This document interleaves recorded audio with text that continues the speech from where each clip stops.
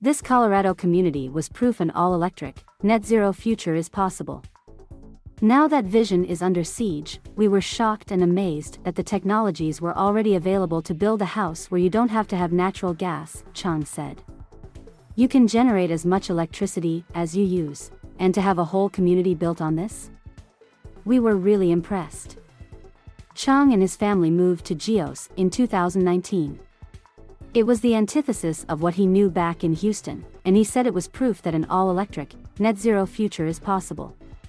There, he and his neighbors were in complete control of their eco-community. To them, it was idyllic, but in 2020, a new developer took over and upended the community when it announced natural gas lines would be installed in the newest homes, shattering the promise of Geos and the dreams of the former developer and the neighborhood's residents.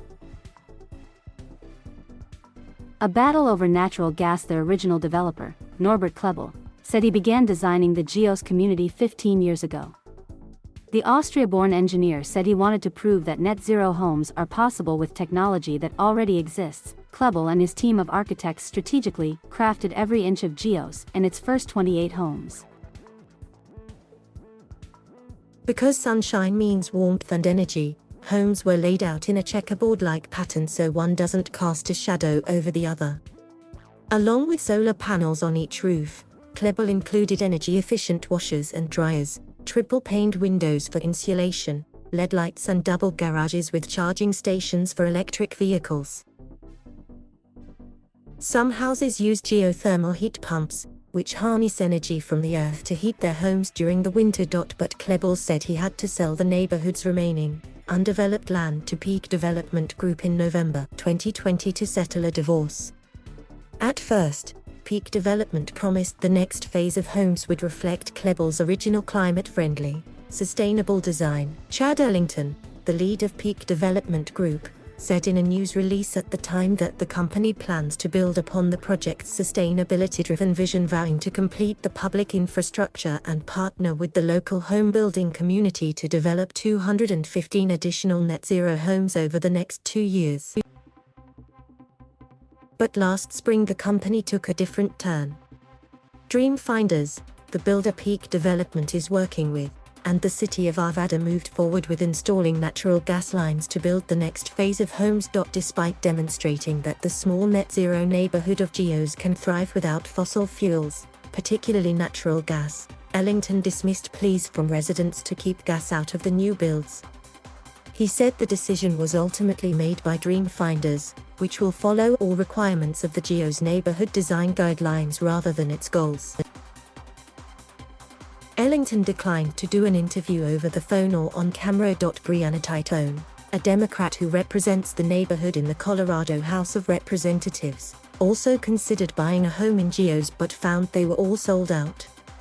As someone who has a master's degree in geochemistry and has done environmental consulting, Titone said she understands the severity of the climate crisis and has been an advocate for the neighborhood's net-zero model. The lawmakers asked Ellington to reconsider the plan to install natural gas lines and take advantage of the opportunity to place more net-zero homes in the market to compete. The legislators also noted that bringing in fossil fuels will only cause division. For Titone, the original net-zero plan for Geos is a goose that lays golden eggs. But the developer just sees it as another project where they can just build the homes, sell and move on to the next one, she said. They could be a leader in producing homes that are energy efficient or cutting edge, create the demand within their own company, and brag about the fact that they built homes like this, but instead they are killing the goose, and they are not reaping the benefits of the golden egg. In July, Mark Devon, the Arvada city manager, responded to Geos residents in a lengthy email, pushing back on some claims and saying that it does not have the authority to rule on the developer's decision to install gas lines. While I again appreciate your position, I respectfully disagree, Devon responded to their email. I would offer that your suggestion for the city of Arvada to take the lead and work with the state of Colorado and Cal Energy in order to decarbonize the home building sector should, in fact, be led by the state of Colorado. I was very disappointed because I thought I had been able to put the neighborhood on the map on the larger scale, Klebel said. I obviously felt badly because if I had known that, I would not have sold the land to him. Klebold said he still gets inquiries today from people who wish to buy Geos homes due to their clean energy features. Titone said when she goes around her district, constituents have expressed concerns about the climate and environment. Nobody knew they wanted a Tesla before Elon Musk started making a Tesla, Titone said. They built it from the ground up, and they showed there was demand for it. So the homes in this community is like a Tesla. People don't know that they want it until it's there and available. No one likes a gassy neighbor. By early November, lines had been installed to supply natural gas to 91 new homes, which have yet to be built. This story of my neighborhood being a failed experiment in building without gas pipelines is not only false, but it also endangers the transition away from methane gas needed this decade to prevent runaway climate change, Chang said at a city council meeting the following week. The two main ways methane enters the atmosphere are from agriculture and production efforts in the oil and gas industry. But it can also leak from household connections. A growing number of cities have already banned natural gas hookups in new homes as part of their climate goals, while some states like oil and gas-friendly Texas and Louisiana are outlawing such bans. California is so far leading the way, with Berkeley as the first city to ban gas installations as other places followed suit.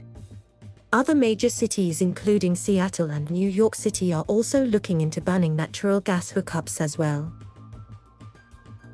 Two of Nevada's city council members elected in November are Geos supporters, Chang said, and residents are hopeful that could shift the tide in their favor.